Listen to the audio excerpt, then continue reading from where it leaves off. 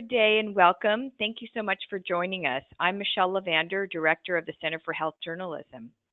We're going to be talking today about a fast unfolding story that has implications for reporters and policymakers in every state. In this webinar titled After the Mandate, States Plot Their Own Futures for Health Coverage, we'll explore how dramatically conditions may soon vary on the ground, state by state, when it comes to what it means to be insured in America. Those who follow the intricacies of health policy will recall that back in December, Congress repealed a signature element of Obamacare, the health insurance mandate. That could result in millions fewer Americans with health insurance over the next decade, experts say, but individual states still have many options to either reinforce their health insurance markets or limit insurance signups should they choose. And that's just one element that's at play in today's emerging patchwork.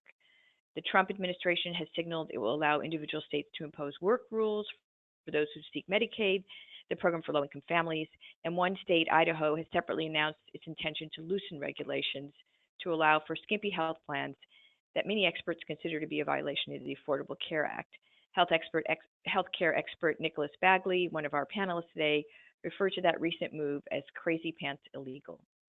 Here to explain all this and to provide you with ideas on how to move forward, we have two distinguished experts. Mary Agnes Carey, Partnerships Editor and Senior Correspondent for Kaiser Health News, will provide a broad overview of the shifts taking place today and provide suggestions for how reporters can produce meaningful stories in such a fast-changing policy environment. Mary Agnes, a former National Fellow with our Center for Health Journalism, has a distinguished career in Washington. Before working at Kaiser Health News, she was Associate Editor at Congressional Quarterly Health Beat and Capitol Hill Bureau Chief for Congressional Quarterly. Nicholas Bagley, a law professor at the University of Michigan and former attorney with the Civil Division of the U.S. Department of Justice, is a frequent commentator on health policy, most recently spelling out how states are taking different paths in a definitive article in Vox that you'll find on this webinar's homepage. This webinar is being offered thanks to the generous support of the National Institute for Healthcare Management Foundation. Before we get started, I wanted to share a few operating procedures. We'll hear first from our speakers, then we'll open it up to your questions. Because we have several hundred people participating in the webinar, we'll ask you to comment in the questions field in your control panel, and we'll read out your questions. If you have technical challenges, please also text us through the question or comment field in your control panel. Should you want to tweet about this webinar, the hashtag is States of Health. Now let's get started. Mary Agnes, why don't you paint the broad brush? Great, I'd be delighted to. So I want to talk first a little bit about Congress. As Michelle mentioned, the tax bill that passed late last year includes a repeal of the individual mandate penalty that starts in 2019. That's certainly big news. Nick is going to talk more about that. So let me touch again on Congress. While there's been chatter about another attempt at full repeal and replace for the Affordable Care Act, that's highly unlikely. The thing that really caught my eye was when Mitch McConnell, who's the Senate Majority Leader, in December in a couple of interviews said basically it's time to move on to other things. He's down one vote in the majority. He's now down to 51-49. So he sort of signaled they want to move on from that. But one ACA-related piece of legislation that could pass for you to keep your eyes on is this idea of the stabilization bills, reinsurance money to help insure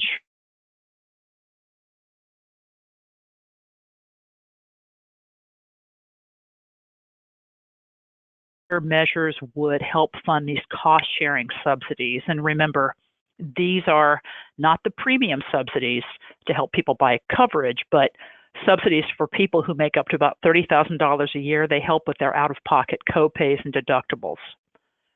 So when you look at the stabilization bills very quickly, remember Susan Collins, a Republican from Maine in the Senate, helped base her support for the tax bill on a promise from Mitch McConnell, the Majority Leader, there'd be a vote on the floor on these stabilization measures. That's important to watch, but a bill that's gaining steam in the House and may kind of be the model, if you will, is one from Ryan Costello. He's a Republican from Pennsylvania.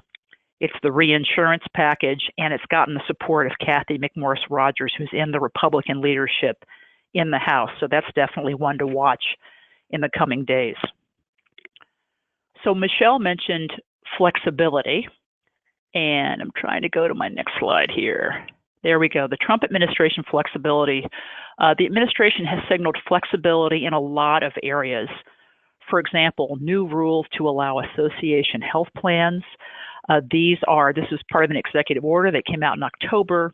They would allow small businesses to join, to form these associations or groups across state lines. They typically would be for a professional, a trade, or an interest group. I think about the National Restaurant Association, for example, maybe hairdressers, that kind of thing. Another point has been to allow these short-term plans that don't comply with the Affordable Care Act requirements to allow them, instead of being offered for 90 days, allow them for a full year. An important thing to note here is, unlike the Affordable Care Act, there's medical review. They're going to ask you about all your past medical issues. You might be rejected for a pre-existing medical condition, or that could be excluded from coverage. Those are not allowed under the ACA. And they might also place lifetime or annual limits on coverage. That's another key difference. And that's why it's important to understand that distinction. Supporters of these and other similar ideas say they give lower cost options. They're very helpful. They help people afford coverage, but critics are very worried that people don't understand that they lack these consumer protections and they could take those young, healthy people out of the market. That's what we talk about the risk pool. You want the healthy people, the sick people. That's why the mandate was viewed as so critical, because it made people sign up for coverage or pay that penalty. But there's a concern about how some of these policies will alter that risk pool.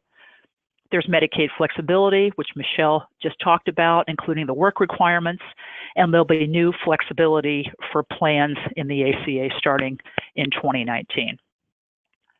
So staying on this idea of flexibility, what does it mean for states and how are they responding? Maryland, California, and the District of Columbia, where I'm based, might create their own versions of the individual mandate. I know Nick is going to talk more about that, but I just want to hit a couple of things.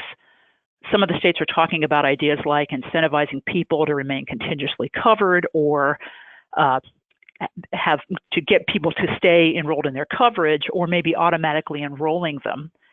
If you're in one of these states, or you are in a state that will soon perhaps talk about an individual mandate, how much of this are you allowed to watch and to see? In California, for example, Covered California meetings, they're live streamed, they're archived. So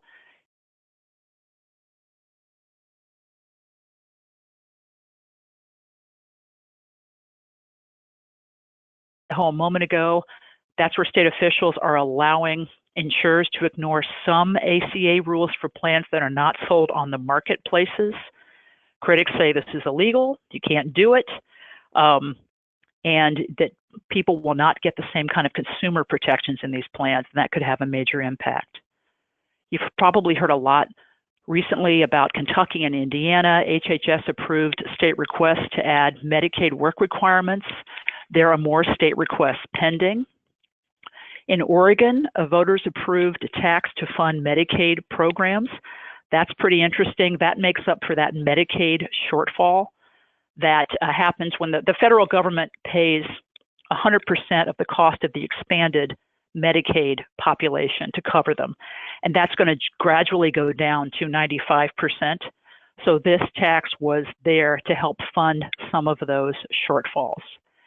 And another thing to think about all this is that states that opposed the Medicaid expansion, and again, the Affordable Care Act made this optional for states, states that opposed the Medicaid expansion might actually decide now with the waivers coming about to change their minds. They can really change the narrative here, right? If they can require work requirements, and if they get other flexibility on copays or deductibles, or when people have to certify their eligibility, they make that ACA expansion, the Medicaid expansion, their story, if you will, and not that they are being compliant with the ACA. It's probably a nice twist of events for them in the narrative. And you've got to remember there are lots of states that want to expand work requirements or have other flexibility. They include Arkansas, Arizona, Kansas, Utah, Wisconsin, and some others. So moving on, I think a key question for reporters is always, well, okay, this is great, but how do I cover it? So I want to go over a few ideas with you to think about how you can cover these stories. If you're near a state capital, you could talk to maybe your state insurance commissioner, or your maybe in the legislature, if there is somebody who runs a committee of key jurisdiction on health insurance. How are they responding to flexibility? What are some of the changes they want to make? I would like to guide you to a story that is mentioned in the briefing for this webinar, written by my colleague Julie Appleby, that talked all about state insurance commissioners. Their power, it varies in many states, but they often have a lot of power. Try to talk to them, think about where they're going, what's influencing them. Another thing you could do, no matter where you are, is talk to a local broker or an insurance agent. Talk to consumers about what types of health insurance they're buying. Do they want the Affordable Care Act plans? Are they interested in these less generous policies? Do they know what an association health plan really is? Do they know what a short-term plan really is? Are they totally conversant? Do they understand what these plans are? Another great thing you can do is find people who don't qualify for the Affordable Care Act subsidies, and the ones in particular to help offset the cost of premiums. And will they still buy coverage if they don't have to pay a penalty for buying it? Affordability has been an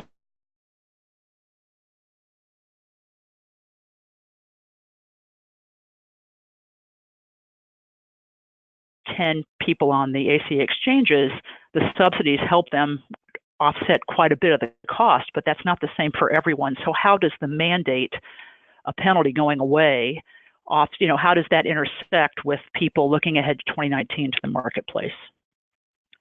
So continuing on this same theme about how do you cover it, another thought is, if your state didn't participate in the ACA's Medicaid expansion, are your lawmakers considering it now? Talk to them. Why or why not would they be doing this? In particular, I think you should talk to your local hospitals, talk to your community health centers. You may not know this, but there's a federal law called EMTALA that requires hospitals to stabilize everyone who comes to their facility. And so if you were in a state that hasn't expanded Medicaid, what would that mean for your local hospital's revenue, right? Do your community health centers see people come through the doors without insurance? They could benefit perhaps some of these patients from a Medicaid expansion. And speaking of that, trying to look at the Medicaid expansion, could you find an individual, this is likely a single childless adult who's earning about $16,000 a year. That's what the expansion of Medicaid would cover in the Affordable Care Act. And so what would that mean to them to get Medicaid coverage? Have they postponed medical treatment because they didn't have coverage? You might find people that, especially looking at the new arena of all the different waivers that states are looking for, and the different requirements to sign up for coverage and verify coverage, and that kind of thing. You might meet some people that are not going to sign up for Medicaid because they don't want to deal with the paperwork or the hassles. I think that it's a really great idea to look at this from the individual beneficiary's view. And if your state has expanded Medicaid, what would it mean to beneficiaries if the work requirements were added? There's some really important numbers to look at here. 6 in 10 Medicaid beneficiaries already work, and 8 in 10 are in families that have working families, 8 in 10 beneficiaries. There's a lot of other important questions here for you to ask. How would an individual with a disability get exempted from a work requirement, right? What's the process? What do Medicaid beneficiaries, what would they have to do under a waiver to verify their work status or to document an exemption? Another thing to look at, if your state's currently expanded Medicaid or is thinking about it, are these lockout provisions. That was in the news last week with Indiana. Things like, if you don't pay your premium on time or you missed a paperwork deadline, are you going to be locked out of coverage? A lot of analysts are starting to look at this, talk about the effects of it on Medicaid. Is your state considering this? If so, how are they doing that? And finally, I just want to take you through a few stories that I thought were really smart that kind of put some of these ideas into action. This is a story we had on Kaiser Health News looking at the health insurance costs for the early retirees. And again, these are some of the people who don't qualify for those premium subsidies. You've got to remember right now, the premium subsidies are for folks, individuals who make up to about $47,000 a year, and for a family of four, it's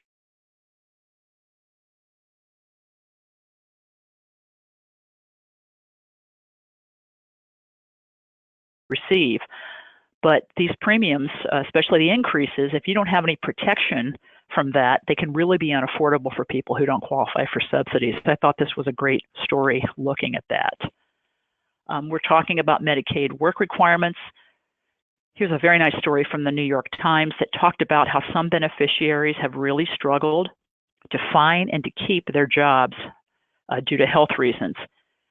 There was a story I beg your pardon, an individual in this story who, while he didn't have a disability, wasn't qualified as a fully disabled, he had severe foot pain that stopped him from holding several jobs. He'd been fired from several jobs.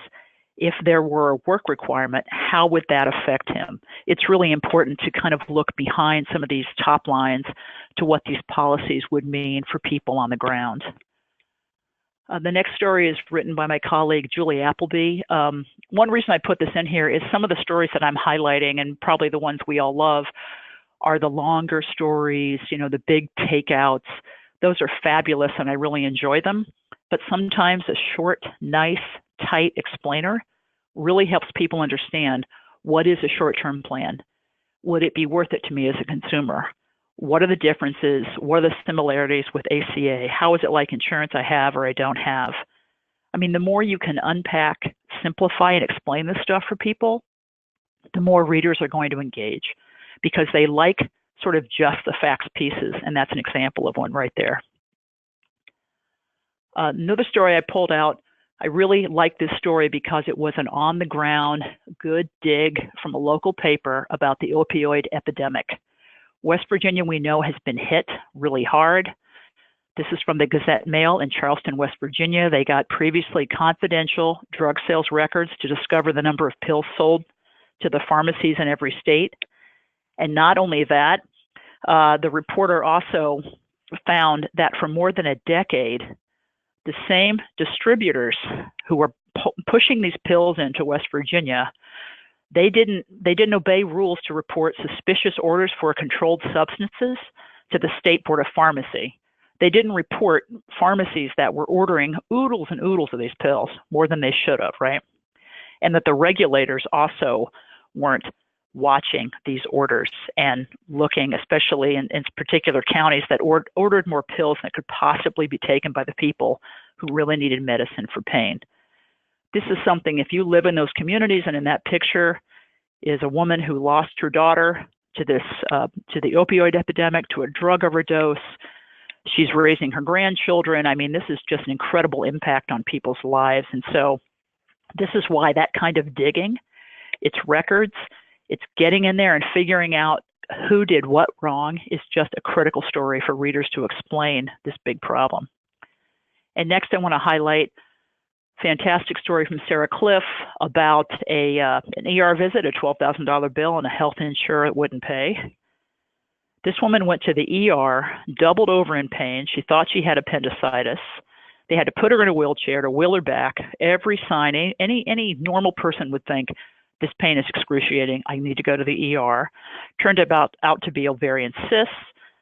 Long and short, the insurer decided it was not.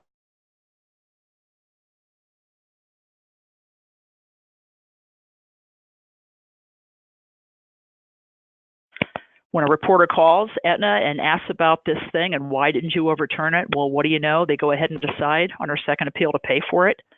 But of course, we know that not everybody can have a reporter calling on their behalf. So laying this kind of story out, it's a trend now that insurers are asking patients to play a larger role in figuring out their own medical condition or pay a steep price because they don't want you going to the ER for something they think you can go to the doctor's office for. So this may be an extreme example of that, but it happened to her. It's real. and keeping your ears open for that, talking to your contacts, whether they be physicians, hospitals, community health centers, consumer groups, could lead you to a person like this, because this is going to start happening all over the country, and it's something for you to watch. And so I'll end with a very brief plug for Kaiser Health News. Please come to our site, khn.org. You can sign up for a morning briefing, a great news aggregation. You can use our stories as background. You can run an entire Kaiser Health News story. We've got photos and graphics. I've got my email there, so let us know how we can help, and I'll be happy to take your questions. Thank you so very much, Mary Agnes. Just a quick final question for you before we turn to Professor Bagley. Could you tie in for us how those last two stories that you highlighted, you said they will become more and more common in today's environment, those kind of stories. Why is that? Because insurers want to, a couple of things. Insurers, number one, want to reduce their costs. As we know, the expense of prescription drugs, new technologies, hospital care, doctor care, nothing is winding down. And the ER, the emergency room, is particularly costly. So they have gone in and they have begun to look. I think Aetna's doing this in 3 or 4 states. They're saying these certain codes for an emergency room either get greater scrutiny or we're not going to pay. So that's why that's happening everywhere.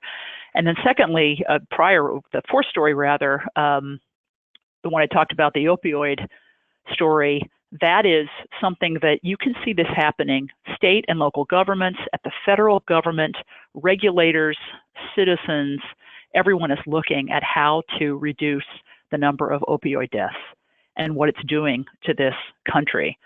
So when that reporter decided to go back and track where is it coming from in the first place, that is a question that every single person that comes into play with this epidemic is asking them the same thing. Why is this stuff here? How did this person get it? How did he or she get as many pills as they had if it were a situation where they pill shopped or whatever? Why don't our computer systems catch this? Why doesn't it work? So that's the reason I picked those last two, and I think that ties it together. Thank you so much. So, Professor Bagley, are we entering an unprecedented era when it comes to state variation? And can you walk us through it and what it might mean for residents depending on where they happen to live? Sure. Unprecedented might be a little strong, but it is true that the Affordable Care Act was supposed to create a more or less uniform system that would assure near universal coverage across the country. And the rules that would govern across the whole country were supposed to be more or less the same. They'd only vary modestly. And that kind of national scheme already exists for the large employer market. It exists also for the Medicare population, but it doesn't exist when you're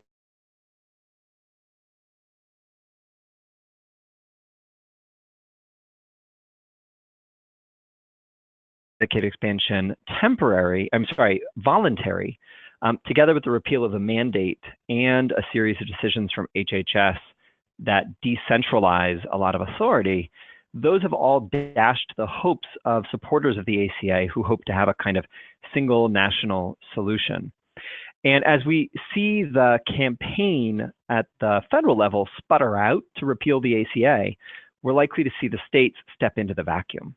They're going to be the ones that are on the front lines of making sure that their individual insurance markets work. They're going to be the ones responsible for choosing the terms on which they will or won't expand their Medicaid programs, or will or won't maintain those programs. And so to some extent, I think the next few years are likely to mark a return to the era before the ACA, not an unprecedented time, but a time that supporters of the ACA had hoped to put behind them, one in which there is enormous variation at the state level when it comes to questions of coverage and health policy. So I'll drill down on a couple of the areas that Mac mentioned in her opening comments. I'll start with the possibility that states will replace the individual mandate. The mandate repeal doesn't take effect until January 1st, 2019. And as such, there's a little bit of lead time. States can take their time trying to figure out what kinds of rules are going to govern in their markets in 2019. The Wall Street Journal reported this morning that there are 9 states that are now publicly toying with the idea of adopting some kind of replacement mandate. although there are undoubtedly discussions happening behind the scenes right now in many more than 9. Details are scant so far on what these replacement mandates might look like. And it's not clear to me yet whether any state, including some of the bluest states, will actually be able to get their act together to move on adopting a mandate, partly because a mandate was always the most unpopular part of the Affordable Care Act. And the reason it got through is because it was part of a broader package that included a lot of sweeteners. A state that was going to adopt a replacement mandate is going to have to work pretty hard to find sweeteners to make the bitterness of that particular pill go down. If the states don't adopt a replacement mandate or some alternative mechanism to get healthy people into the individual insurance markets, I think you're gonna see prices for insurance on the individual market, potentially go through the roof. And if that happens, you really should be aware of the dynamic that Mac mentioned in her comments. It's a dynamic that tends to get overlooked, which is that the ACA does cap the premiums that people making up to 4 times the poverty level can pay. And what that means is that people who are exposed to the escalating premiums associated with the repeal of the mandate are those very people who are somewhat better off. It's actually not going to be the poor or even the lower middle class. It'll be the early retirees. It'll be the people who quit their job to start a business. Those people are unusual in that they have political power. They are the victims of a policy change, but they also have a voice. And that'll be a voice that legislators in state houses and governors can ill afford not to listen to. And we can kind of wonder how this is all going to shake out politically. I think there are some broad assumptions that red states will never move on a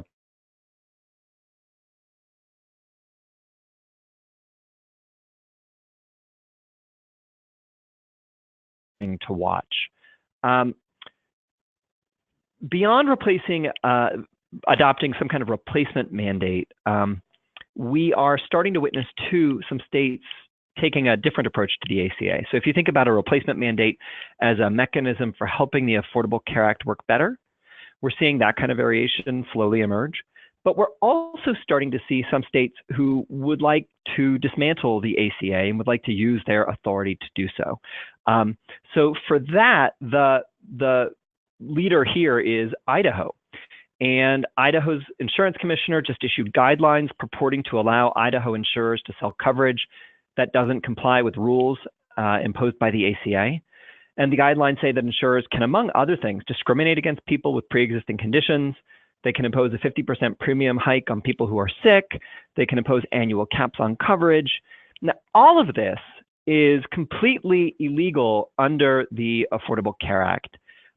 And from the reporting so far, it looks like Idaho insurers are reluctant to take the Idaho Insurance Commissioner up on his invitation to break federal law, to sell unlawful plans. But the Idaho story does suggest that some states, even after congressional Republicans have thrown in the towel, some states may continue to agitate against the ACA, and that they might continue to do so even where doing so brushes up against legal limits. And before you kind of dismiss these efforts out of hand, you want to keep in mind that this state effort to repeal Obamacare by purporting to license private actors to violate federal law, well, it's a strategy that a handful of states have now used to legalize marijuana. The initial efforts to resist federal drug laws, to license marijuana dispensaries, to give permission to break federal law, those state efforts initially seemed pretty quixotic, but they've now, I think it's safe to say, gone mainstream. And one question you may want to kind of keep your eye on is whether we're going to see the same dynamic emerge with the Affordable Care Act. And I think Idaho may be an early signal in that direction. Moving along, I do want to talk about 2 ways in which the Trump administration itself is helping to give more authority to the states.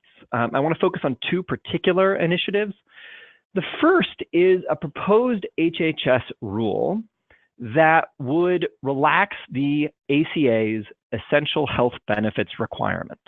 So under the ACA, plans are required to cover a pretty comprehensive roster of benefits in 10 different benefits categories. Those benefits have to be comparable to the benefits offered under a, quote, typical employer plan.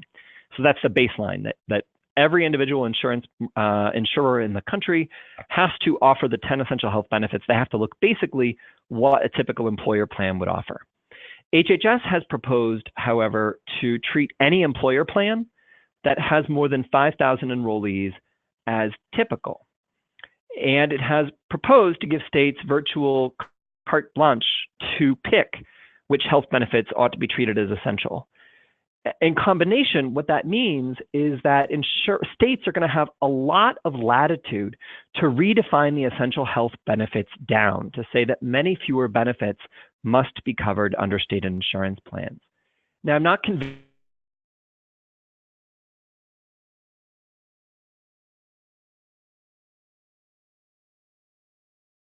clear that no matter what happens, states are going to have a lot more freedom than they've had before to pare back on essential health benefits. And we may see fights arise at the state level over how to define what counts as essential. And these fights can get heated very, very quickly because you tend to get groups of people who are afflicted with a particular disease or disorder who come to the state legislature or state agencies saying it's very important that these particular benefits that help me with my condition are covered. Two areas in particular that can foment real controversy and two areas to watch are in vitro fertilization, which some states require to be covered, and there could be fights over whether individual insurance plans in any given state covers them. And also behavioral therapy for autism. Both of these are very expensive. Both of them are controversial as sort of obligatory benefits that have to be covered. And as you can imagine, fights over whether insurers are going to cover them can get very intense. Second thing that the Trump administration is doing is that it's announced that it's going to be very flexible in granting Medicaid waivers to states that want to impose work requirements. And Mac mentioned this. Kentucky and Indiana have already received waivers, and there's something like 7 other states that have work requirement waivers pending. I think it is hard to defend these work requirements on policy grounds, even if you think it's wasteful to spend money on those who can work. That implementing and enforcing the work requirements generally end up costing the states more than they end up saving. So they're not fiscally prudent. They seem to have a sort of different objective lurking underneath them, which is just to get people who don't deserve our care or deserve our help off the Medicaid rolls. It's important to notice that many of these rules, although these work requirements purport to exempt disabled people from their scope. And something Max said, which I think is really important, is that there are an awful lot of people who are disabled, meaning that they can't get or hold down work in the current labor markets, but who are nonetheless not disabled within the meaning of getting federal disability benefits or otherwise showing up on the state radars. So we could see a lot of people who are disabled, who can't work or struggle to work, or who have other child care obligations end up getting hammered by these. We also want to ask questions about the legality of work requirements. We've already seen one major lawsuit brought against the Kentucky waiver. Governor Bevin has made statements about his willingness to withdraw entirely from the Medicaid expansion if the courts invalidate the Medicaid work requirements. We've seen in other contexts the courts be very aggressive with Trump administration initiatives. And I think there's at least a chance we're going to see that kind of assertive efforts to push back on efforts that are thought to be partial or political or simply too harsh. So we're going to want to keep our eyes on those lawsuits. The final point I want to make before opening it up to questions is just that the big story in healthcare over the next decade is really none of the stuff we've really talked about. It's all important. It's all going to matter. They're all going to be great stories written about them. But the big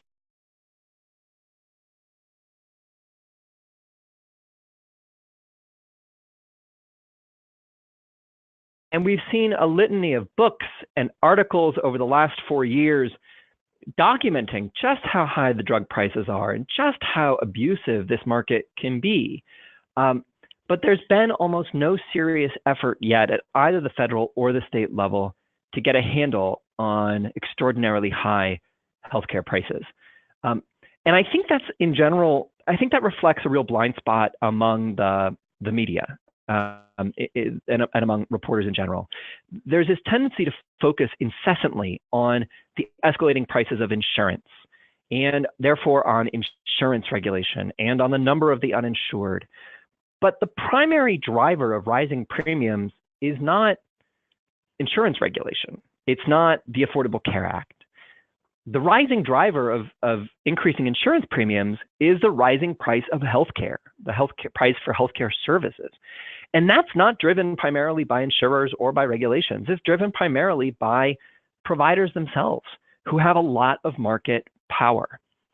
And the states can't, or rather aren't going to be able to or willing to ignore the problem for a whole lot longer because it is their residents that are getting squeezed. And they've got a lot of latitude to push back on excessive healthcare prices. So in the medium term, I think we're about to see a raft of state initiatives to get a handle on escalating healthcare prices. The first place this is coming already is that we've already seen a handful of states adopt legislation to stop surprise billing. And this is the kind of billing, the kind of exorbitant bill that you get when you go to an in-network hospital for some kind of treatment, but you get treated by an out-of-network emergency care doctor or anesthesiologist. Those kinds of surprise bills strike most consumers as wickedly unfair and intrinsically abusive. Already we've seen California and New York adopt legislation to try to address at least part of the problem. I think we're going to see more states take on the issue in the coming years. We're also seeing at the state level nascent interest in the rising cost of pharmaceuticals. States so far have been pretty tentative.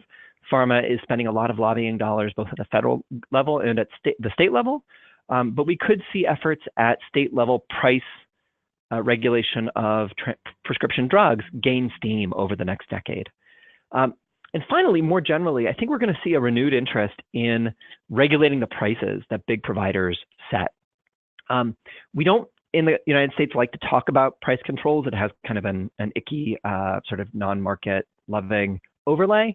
So instead of talking about price controls, I think you're going to start seeing the discussion get cloaked in euphemisms like, the Medicare and Medicaid buy-in.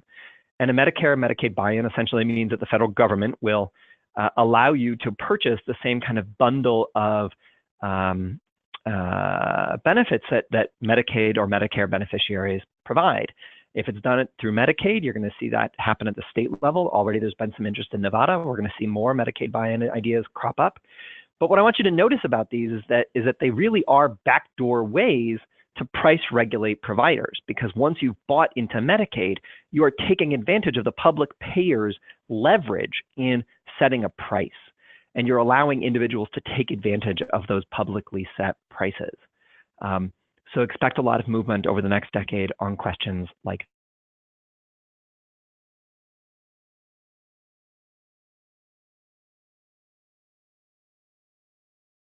policymaking authority is going to shift from the federal government to the states. And that means that we are going to see a tremendous amount of variation among states, and especially a lot of variation between blue and red states.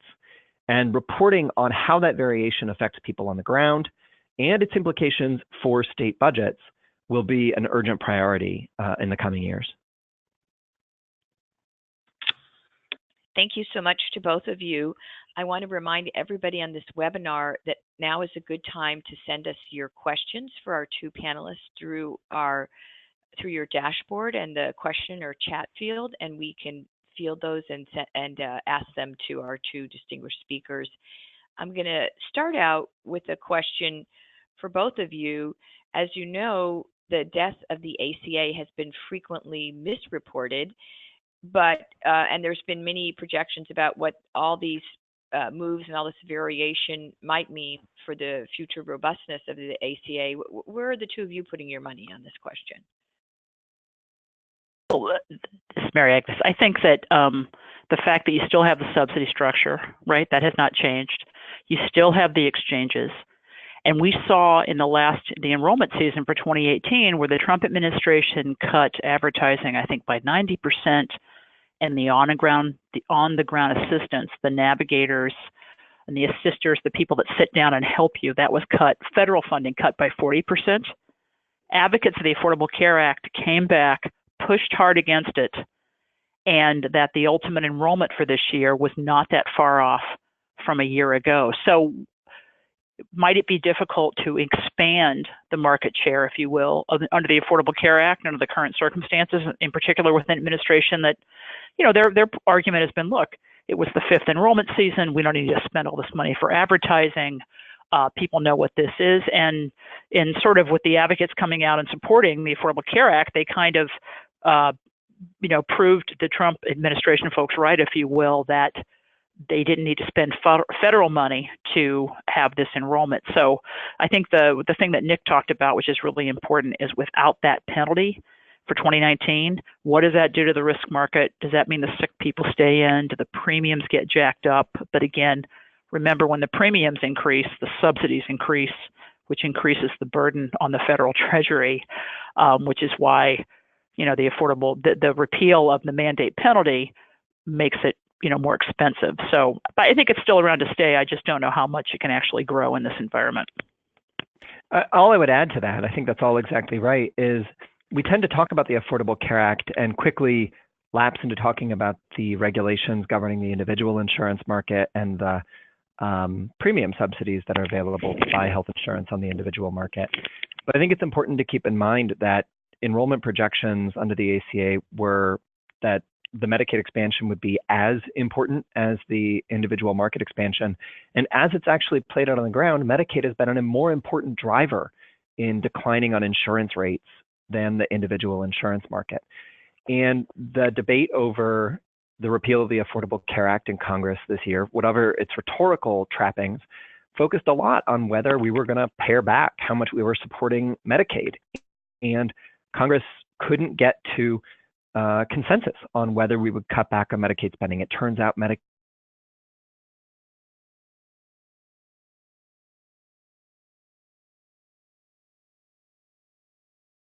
on the table right now to cut back on the Medicaid expansion, to cut back on the Medicaid program substantially. So, all the reports of the Affordable Care Act's death, you need to reckon with that blunt fact. And yes, the individual insurance market has some challenges coming up in the future, but even that market is pretty resilient to collapse, in part because there's just so much money available through the premium subsidies that cover people up to 400% of the poverty level. So I think the reports of the death of the ACA have been wildly overstated. It is pretty much intact. It is pretty much here to stay. I will say that the repeal of the individual mandate, I think, has largely taken the wind out of the sails of any Republicans who are still thinking, yeah, we want to take another run at this, because that was the thing they used to generate so much support for their repeal efforts. Now that the individual mandate is gone and the president seems occasionally to say that counts as repeal, I don't think that any major changes to the ACA are really in the offing. And Nick, you partly addressed this, but somebody asks a little more specifically, Bob Rice, how viable currently is the move to convert to state block grants? Did you want to say anything more about that specific way of maybe limiting Medicaid? Yeah, there's been a lot of talk about block grants, or per capita grants is kind of the phrase that Republicans threw around when they wanted to change how they financed Medicaid. The short answer is the Republicans appear not to have the votes to do it.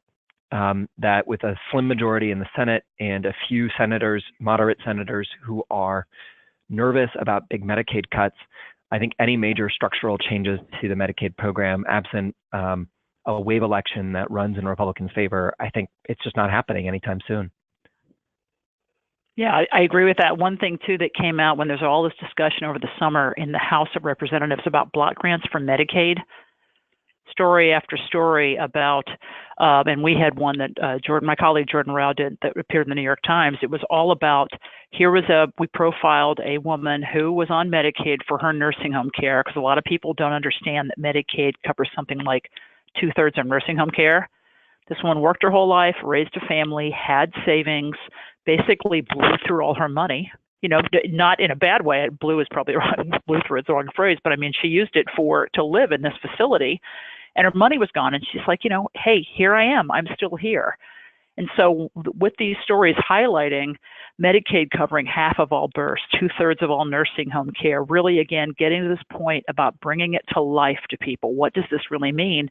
That sort of was, I think, just a very strong pushback to block grants, because there were all sorts of discussions about how much healthcare spending is rising, how much would the block grant increase each year, how much flexibility would states have to spend that money perhaps on other items, and it just kind of went away. And so remember, too, this fall we're in a midterm election. Paul Ryan, who's the Speaker of the House, had made some murmurings about entitlement reform, possibly Medicare or Medicaid changes. Again, Mitch McConnell, the majority leader in the Senate, has walked away from all that stuff, as have, I think, a majority of Republicans who have decided this is not where they want to go, especially in a midterm. I have a double header question from Catherine.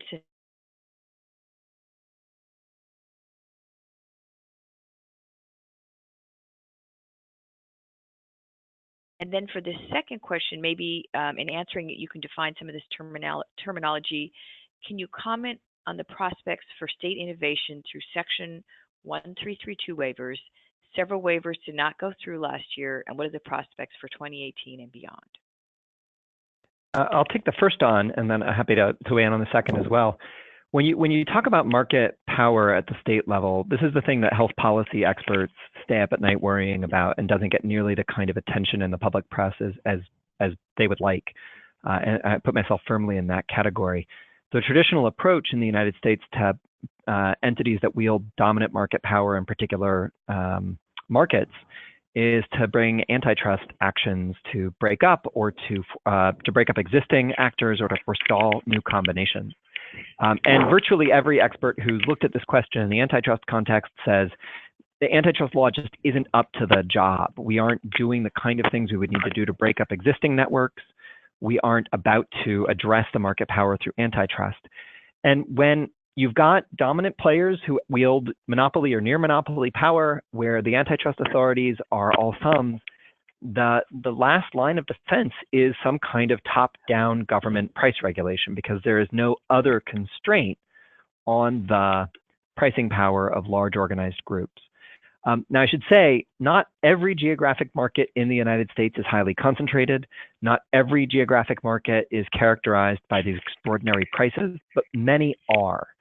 In those markets, what are we likely to see? I think we're likely to see a couple of different potential initiatives. One is a Medicaid buy-in. We're going to see lots of talk about that. Again, it's a backdoor way to price regulate, which is why you're going to see the providers get very upset by it. We're going to see talk about all-payer rate setting. This is something that was big in the 1970s and 80s, but kind of went by the wayside during the 90s. And this was top-down state-level price regulation, mainly of hospitals, saying, this is what you can charge for particular services and no more. That kind of rate regulation may come back into vogue, although maybe I'm wrong about that. We also may see some state attorneys general start to actually step up their antitrust game. I'm a little skeptical, but that's possible too. I think those are three different sorts of approaches you might start to see at the state level. And then, Nick, the 1332, that's if I remember correctly, the provision of the Affordable Care Act, where if states have their own plan to accomplish the same goals of the Affordable Care Act, they can, right? And so under the Obama administration, and I believe, correct me if I'm wrong here, I think the Secretary of Health and Human Services has the power to maybe determine if that waiver meets the requirements of the Affordable Care Act. Yep. So is that right? ACA, okay. Yeah, it creates guidelines on which sorts of waivers can be granted. And essentially what it says is you have to make sure that you maintain the same number of people being covered. They have to get coverage that's at least as affordable as the coverage offered under the Affordable Care Act. and you can't spend any more than the federal government is already spending. And those are pretty rigid requirements. So rigid, in fact, that very few states under the Obama administration, I think just Hawaii, got a waiver. Right. There have now been a couple of states that have gotten 1332 waivers, including Alaska and one other I'm forgetting about, having to do with reinsurance programs. Reinsurance, so essentially, states want to set up a reinsurance program to kind of work in the background and take some of the big risk away from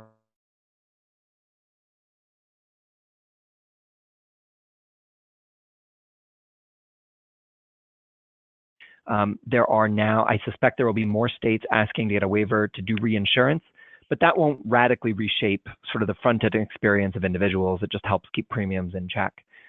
States that want to do more ambitious waivers, I'm not seeing it yet. I haven't seen any 1332 waivers come over the transom that I think, yes, those will be approved, and they can be approved without risk of legal challenge, and they'll radically change the shopping experience for people in the red state that wants to get a 1332. But I wouldn't be shocked to see some efforts made at getting some pretty ambitious 1332 waivers over the next couple of years. I would say time will tell. But see, I want to just piggyback on what you're saying. So if I understand you correctly, where I've heard some folks express skepticism, if you will, that under the Trump administration, that the 1332 guardrails, guidelines, parameters, whatever, would be as enforced as stringently as under the Obama administration because of the secretary's power to say yes or no. But if I hear you right, you're saying the requirements are pretty tough. I mean, pretty rigid, rather, very clear, and that if a state tried to go beyond those, or didn't put something in place that met all those requirements, even if it were approved, you think it would have an immediate and successful legal challenge? Potentially, part of what's informing my response here is that Iowa sought a 1332 waiver. It was a very aggressive 1332 waiver. And if the Trump administration wanted to signal that it was going to be relaxed, shall we say, about enforcing the ACA guidelines, it had the opportunity to do so with Iowa. And its response to the Iowa waiver was, we're going to enforce these guidelines, as they're written.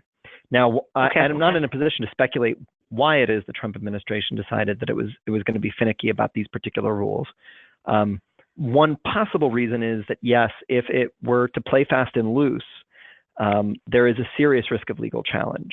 And, that's, maybe a legal challenge that they're willing to invite or a risk they're willing to run, but they haven't seemed ready to do so yet. Got it. Thank you. We have a question from Donna Rosado, who says, Professor Bagley says we'll see a lot of state initiatives to control healthcare prices.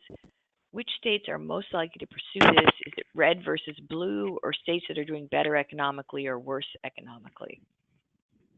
It's a great question. I think I would think blue states are going to be more likely to move in this direction. And the reason for that is because they are more apt to characterize deep problems with market ordering, and they are more comfortable with top-down regulations that touch on the ability to set prices. So I think blue states are going to be more amenable to these kinds of changes. I think it's telling that the surprise billing laws came out of California and New York. I think California and New York and Massachusetts are going to be real engines, real drivers of many of these changes.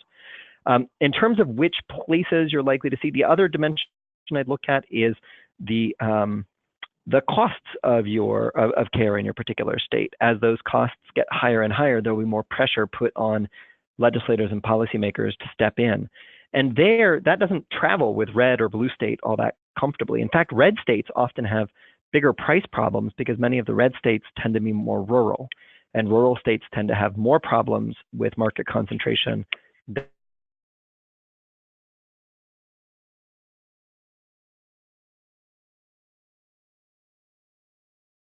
State like Arizona, and people are complaining about rising premiums, and your antitrust officials are telling you we can't do anything about this. How long do you stick to your pro-market principles when the market doesn't seem to be working? I think we're going to see a real-world test of that over the next decade. And I will notice that New Mexico is the state that got closest to adopting something like a Medicaid buy-in last year, and New Mexico doesn't rank on anyone's list of a deep blue state, but it was a place that confronted real problems was perhaps less ideologically committed one way or the other to a given approach and was willing to explore an alternative, so much so that they actually put it to the governor, and it would have been adopted were it not for a gubernatorial veto. So I do think that some of the glib assumptions about blue and red can sometimes miss the complexity of the state level politics. And I think we're going to see some surprises, but maybe I'm wrong. We have a question from Kelly James who says, do you expect HHS to step in and stop the Idaho effort since they are required to uphold ACA rules? I think, Nick, you had said that it's unclear if insurers are even going to take them up on the offer, right? Yeah. I mean, so insurers have a problem that they have to get their contracts enforced.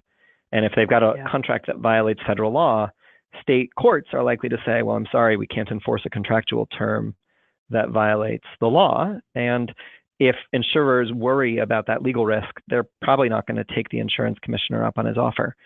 If they did, and maybe that means that HHS can just keep quiet for now and not have to worry about the problem. Otherwise, I think HHS has got a really tough political problem on its hands. The statute gives primary enforcement authority of the ACA's rules to the states, but the statute also says that the federal government shall step in if a state substantially fails to enforce the Affordable Care Act.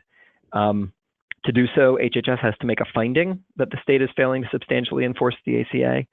And I don't know if politically the Trump administration will be willing or able to make that kind of determination, even though the questioner is right that allowing Idaho so brazenly to flout federal law does appear to contravene the president's constitutional duty to take care that the laws are faithfully executed. But it's a difficult constitutional provision to enforce, and we've seen in the marijuana context how states can sometimes push limits and not be held to account. And we're going to have to kind of wait and watch and see how this plays out. I have a question from Kyle Bauer who says, there are a lot of businesses and organizations trying to solve these problems. And this, I think, is directed to you, Mary Agnes. What is your role in reporting on these communities who are trying to provide solutions to their communities? I think you just take a watchful eye, look at who are the people involved, what are they trying to do, is there any kind of track record of success or failure, if not with their initiative, with one that is similar. Look at the players involved. If there's any, and I don't mean to say there'd be any kind of conflict of interest with someone, but if someone stood to financially benefit from the creation of a certain plan or a certain cost containment structure, you need to have sunlight on that and explain it. I think sometimes healthcare is very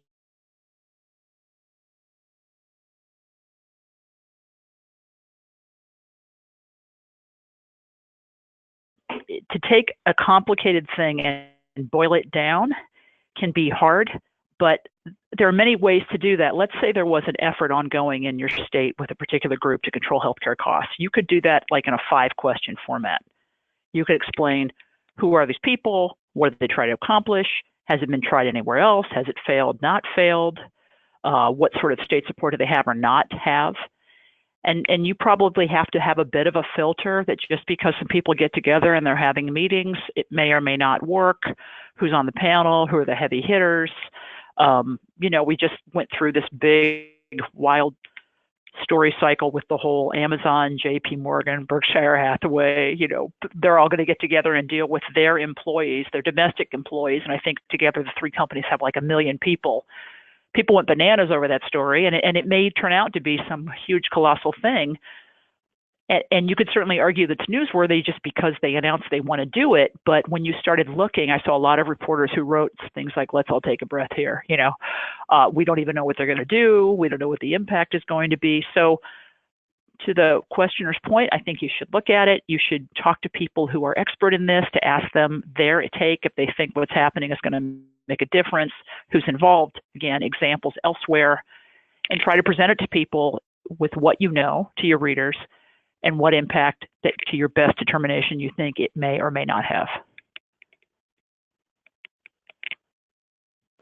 Well, with that, we've hit the end of our hour together. I wanted to thank our two excellent panelists. This has been a fabulous discussion. We're going to archive this on centerforhealthjournalism.org. You can look for it in a little bit. We've also we'll be sending out to you a survey to ask you what you thought of this webinar and what topics you'd be interested in the future. We urge you to take a moment to answer that as well. And with that, thank you so very much for joining us. Thank you.